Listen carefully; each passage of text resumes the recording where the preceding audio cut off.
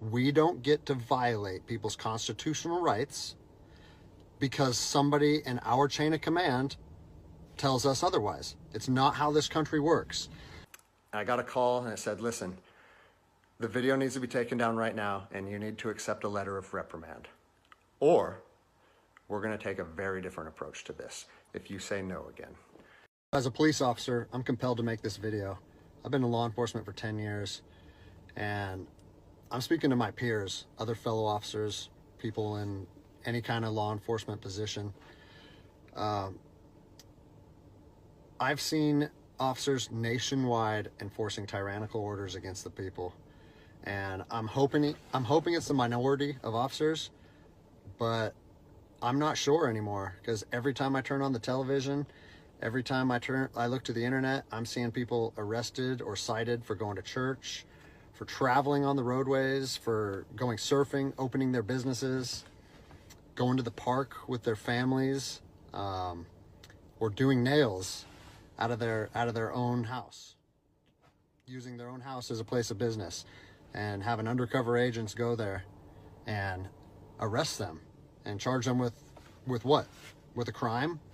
I don't know what crime people are committing by doing nails in their own house, but we're seeing this more and more and more, and we need to start looking at ourselves as officers and thinking, is what I'm doing right?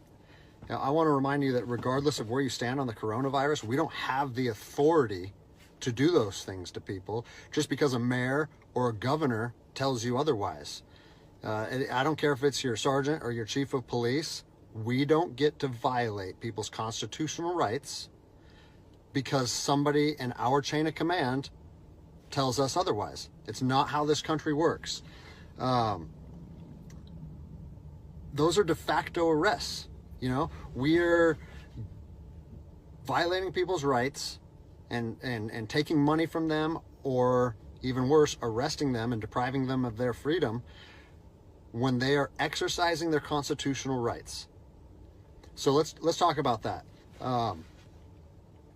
Let's read something right here off of the Declaration of Independence. All men are created equal.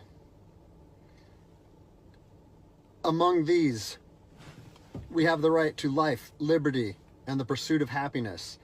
That to secure these rights, governments are instituted among men, deriving their power from the consent of the governed, meaning our power and any government official's power is derived from the people. Okay? We don't hold power over our citizens. It's contradictory to everything that our country stands for. And this is what I'm seeing. First Amendment rights, telling people they can't go to church, freedom of religion, okay? Telling people they can't protest, freedom of assembly. Fourth Amendment violations, illegal traffic stops to check for papers. What are you, the Gestapo? Is this 1930s Nazi Germany? You don't get to stop people unless you have reasonable suspicion or probable cause that they have committed a crime. And I know people that have personally been stopped saying, we want to see papers showing that you're essential. David 2, copy a phone call. That is not how our job works, okay? What really has been pissing me off lately is the fact that these officers that are going out here and enforcing these tyrannical orders, what they're doing is they're making my job and my safety, or they're putting my job and my safety at risk. Because what you're doing is you're widening the gap between public trust and law enforcement officers. And what that's going to do is it's going to, I mean, look at what's happened to law enforcement in the last 10 years. Less and less public trust, and more often than not, that is a result of isolated incidents that get blown out of proportion. They're not isolated anymore. They're happening every single day. And the thing that I want you guys to realize is that our power that we hold as law enforcement officers is nothing more than a facade. It's a badge and a gun. And people, you don't realize, if you haven't lived in anarchy, if you haven't seen combat, things can be stripped from people in a heartbeat. And that's what I'm afraid of. I'm afraid that these actions are going to wake a sleeping giant, i.e. the American people, okay? They are going to be put in a position where they won't have their rights trampled anymore. And us as law enforcement officers, we'll have our ability to enforce the law stripped from us in about 10 minutes, okay? I think what is going to happen if this continues is we're going to see bloodshed in the streets, okay? I don't want to see bloodshed in the streets on either side of this coin. I don't want to see fellow officers get injured or killed, and I certainly don't want to see citizens get injured or killed. And I promise you, most of you out there doing these tyrannical acts against our citizens, you're not ready for combat. You're not mentally or physically ready for combat in the first place. I promise you, you don't want to go through that, and I hope I never have to go through that again. You don't get to just say, well, I'm doing this because I was told to do so, or I'm following orders, or I need to keep this job. Guess what? I need to keep this job more than anybody. I have 3 young children. I have 2 houses. Like, I have the same sob story that the rest of you guys have. But my personal choices and my living arrangements, no matter what they are, don't allow me to trample on people's rights. And I don't understand why that concept is so hard for people to understand. Listen, you need to stand up for what's right. You need to, if you're part of a department or an agency that is asking people or asking their officers or their deputies to impose on people's rights and infringe on their freedoms, you need to step up and say, no, that's not me. That's not what I signed up for, and that's going against my oath. And if that costs you your job, so be it. At least you'll be able to look at yourself in the mirror at night. I've already expressed this to my department. And luckily for me, I come from a department that I feel like my chain of command shares my view, but I don't care what department you're part of or what your chain of command thinks. You don't get to trample on people's liberty. And so, as a special operations veteran, I've fought on the streets of Iraq under the U.S. government's guise of freedom. And I'm telling you what, the American people are going to you are going to wake a sleeping giant, and they are going to fight 10 times harder for their freedom on their soil than anything you've ever seen before. And if that's something you're willing to face, then keep trampling on people's rights. But I promise you, the American spirit of defiance is going to rise again, and it's going to be a big problem for our country.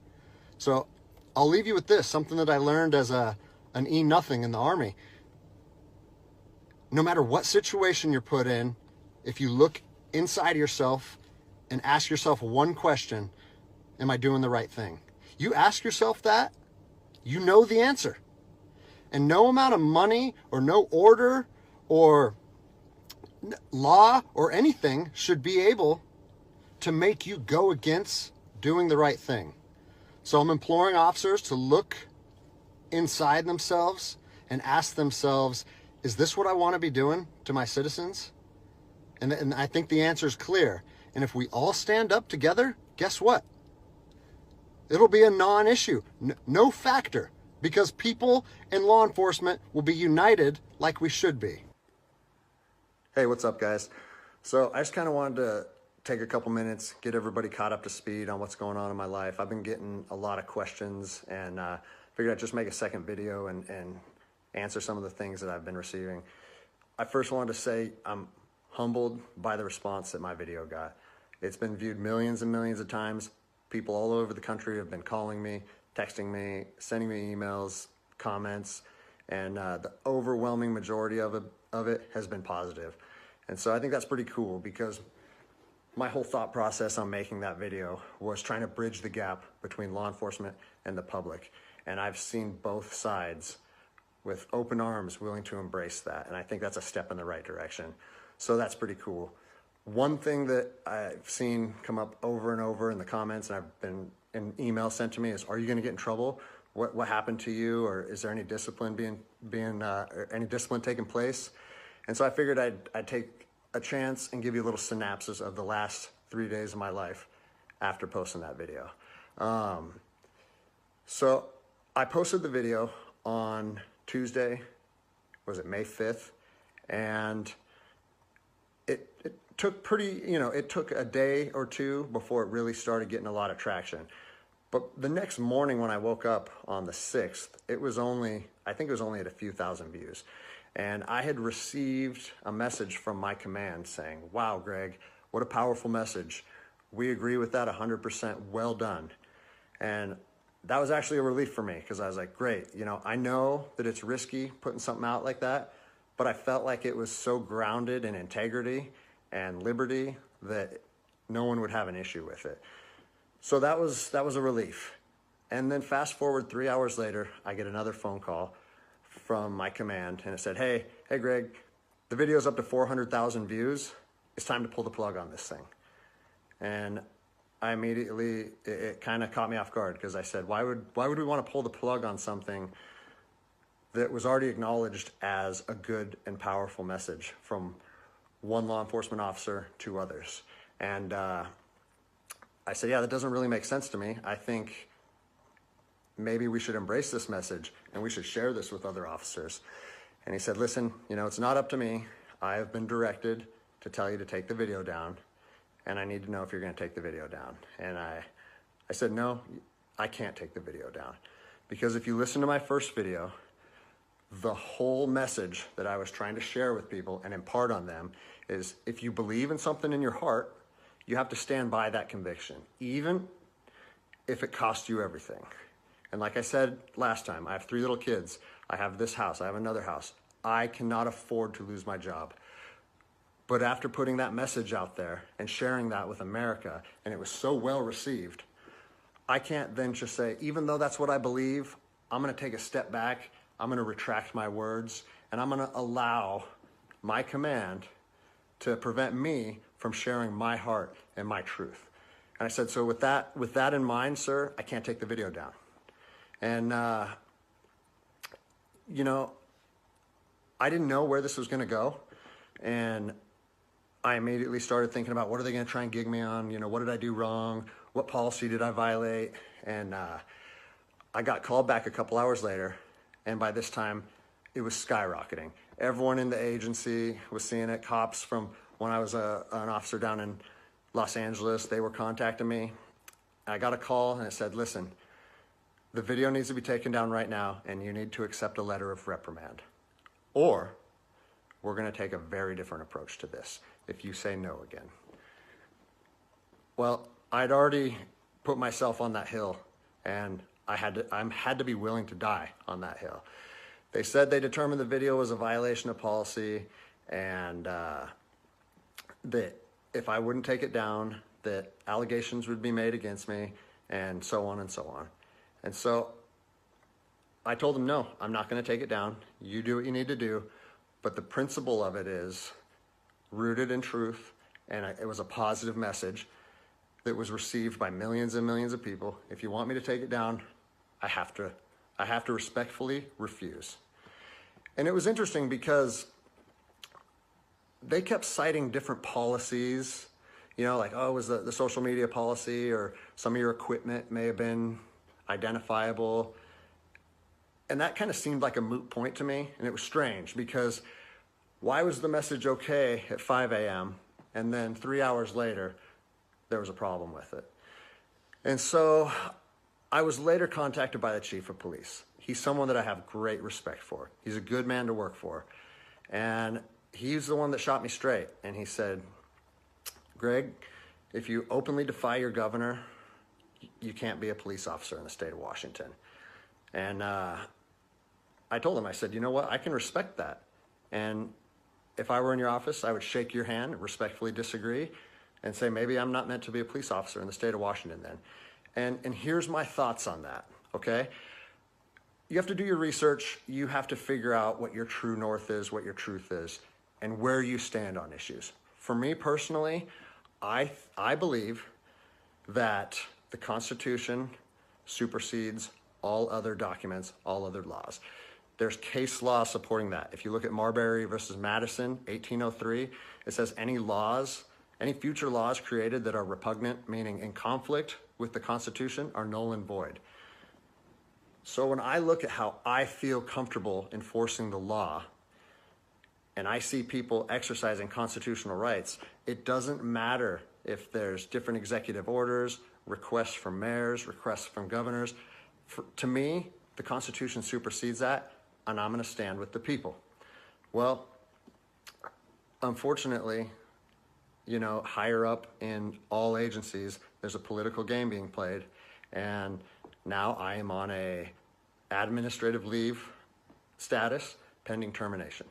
I was told by both the agency and the union that I was asked to take it down, and I refused. So that's refusing a direct order. It's an insubordination charge, and it will result in me ultimately being let go from the agency. And I said, you know what? If that's what you guys have to do, if that video is so bad that you want to take my career from me and you want to leave my, potentially take my ability away to provide for my family because of that video, do it. Because I'm going to stand by my convictions, just like I said in my last video. So yeah, it's weird, how fast your life can change in a week. It's something that I never thought would happen. I never thought that I would make a video that would resonate with millions of people. But my head is held high. I'm not intimidated or upset by how this played out. Like I said in my last video, man, I fought in the streets of Ramadi during 04 and 05. I came to terms long ago that my convictions and my beliefs may cost me everything up into my life. And even though it's 15 years later and I'm a police officer in Seattle, Washington, that truth still remains for me. So I don't have an option to back down or feel sorry for myself or give in and say, you know what, I got kids and I think I'm just gonna take the letter. No, if they wanna do me like this for standing up for liberty, they can do that. I'll leave you guys with this. It's on to the new adventure for me. I've been doing different things my whole life, and I'm actually excited, to tell you the truth. If you know of anyone accepting resumes, hit me up, because I might need it in the near future. But, I've always wanted to circumnavigate the globe on a sailboat, so maybe it's time to chase that dream. Anyways, I appreciate all the support, guys. Take care.